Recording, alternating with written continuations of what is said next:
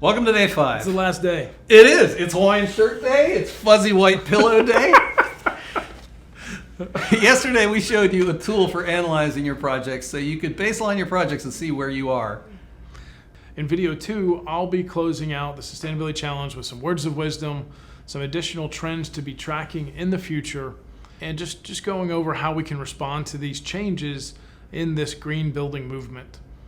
But not just respond to them, we really want to get out in front and make sure all of you can be a leader on what's next. We hope you enjoyed the Sustainability Challenge and this unique format. We've really enjoyed bringing the brain trust of experts together to make these videos for you.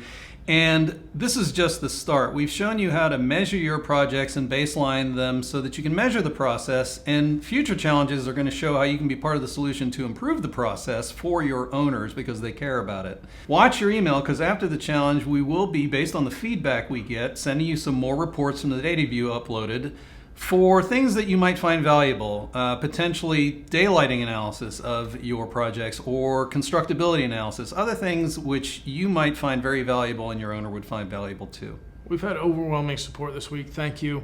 If you would, keep the comments coming. You can still share this material because it's going to still live on. Share it with some others that maybe now you've been through it, you know they need to watch this. And if you would, go ahead and subscribe. Be on the lookout for our next challenge. And we'll see you on the next challenge. Hi, everyone. We've covered a lot of ground this week. Let's put everything we've learned into context. On day 1, Charlie, you laid out that buildings are a big contributor to the sustainability problems we face. Yeah, Marty, we've made a lot of progress, but all signs are pointing towards the fact that we have to accelerate this. There's the 2030 goals, the 2050, but we've got to speed this up. The data is clear. Green buildings, sustainable buildings, they are better, they are more efficient, they last longer, and they are more valuable. The rating systems we talked about, it's clear they're going to start pointing more towards net zero and net zero readiness. It's going to take a collective effort for us to make even more change. You know, it's about this community, this design and construction and operations community.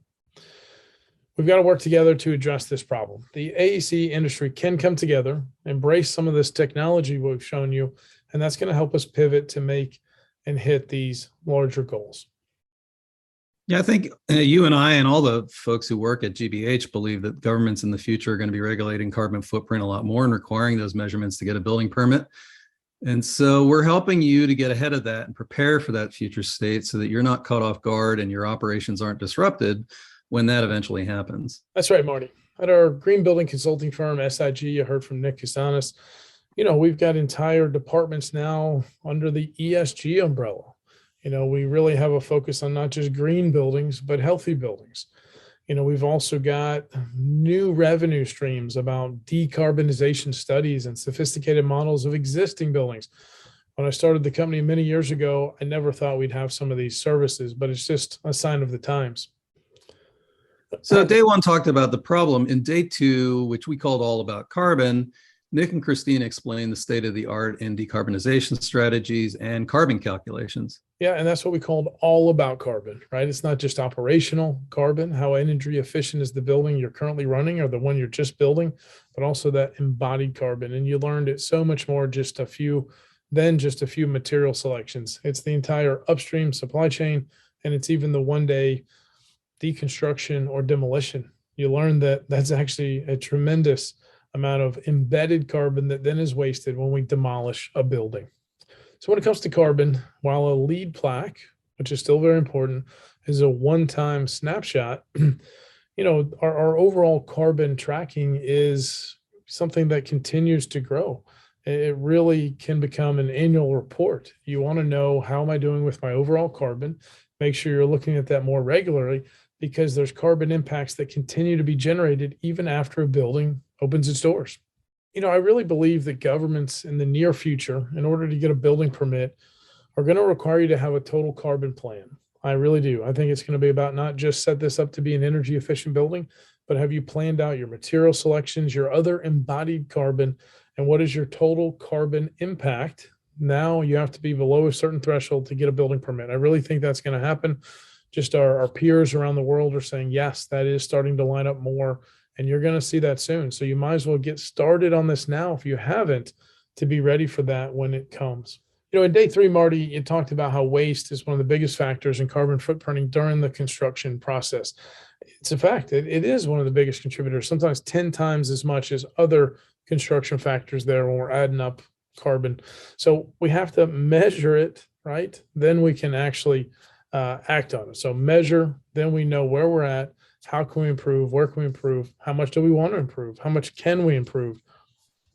But as we all saw, the measurements are pretty imperfect. Any process that wastes 30% of all the inputs is inherently unsustainable. So part of what we're trying to show the way on and why digital twins are going to be so important is to improve the process and make it less wasteful. So digital twins are one of the technologies, probably the primary technology, that's going to bridge the gap between the existing construction delivery models and the newer ones that are either reorganizing the engineer to order process or introducing a modular process to meet that increasing demand for more sustainable construction.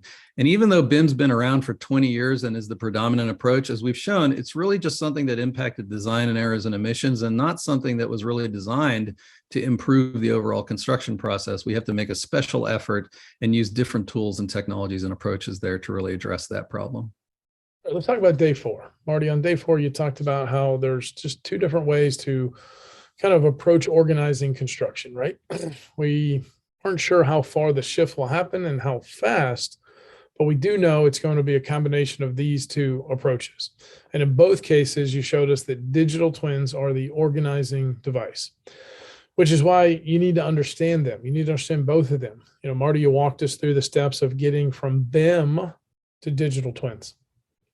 That's right, Charlie. And the first step is understanding if your models, the BIM data you have on your projects right now, has the data that's required to do the cool things that digital twins can do.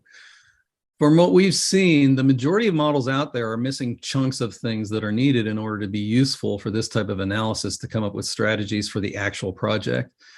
Now that we have a tool that will analyze that, we showed it to you so that you can take your project data and see where you stand relative to a complete model. We thought, the BIM health check model was a pretty good model, and it turned out to be a pretty good model for showing completeness of data. So if you use the tool that we've given you access to, of course, at no charge, and there's not going to be a charge for it. This is just a service that we're doing for the industry, so you understand whether your project data can be used for sustainability analysis effectively right now.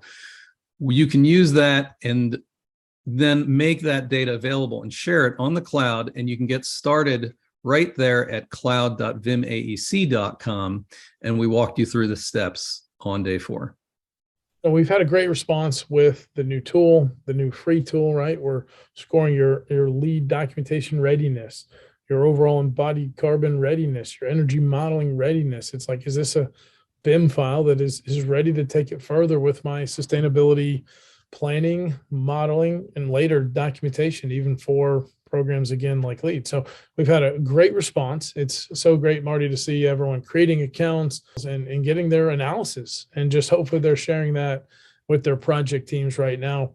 If people use this measurement tool, which again, it's a collaboration tool across disciplines, people throughout the design and construction process, they're going to really see the impact, and then they can rerun it, right? We made some changes. We listened to the tool. Let's run it again and make sure we're making the right amount of progress towards our overall sustainability readiness there as we move from BIM to digital twin.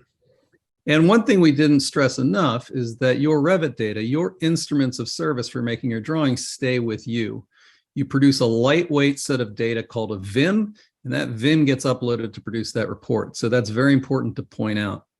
Our goal is to make buildings more sustainable, but we have to do that together. And we are doing it together. That's why we created the Sustainability Challenge. It brought together a lot of our subject matter experts in our network, within our companies, under our group of companies. We really wanted to give you a relatively quick look at some of the advances across different areas in the sustainable building industry. And that way you can draw your own conclusions about how you and your firm really preparing for new owner requirements, new government regulations, and beyond. So we have one more video. Charlie, thanks so much for making the last video of the Sustainability Challenge. We covered a lot of ground this week, and now you take us even further by sharing the upcoming trends with us. We have had a blast creating this content and this course for you. It's been a really amazing challenge for our team, delivering this to the market, delivering it to the green building movement that's been so good to us. We hope you learned a lot. Let us know if you liked it. Let us know what you'd like to see next time. We really are planning another sustainability challenge in early 2023, different topics, but the same bite-sized continue education format.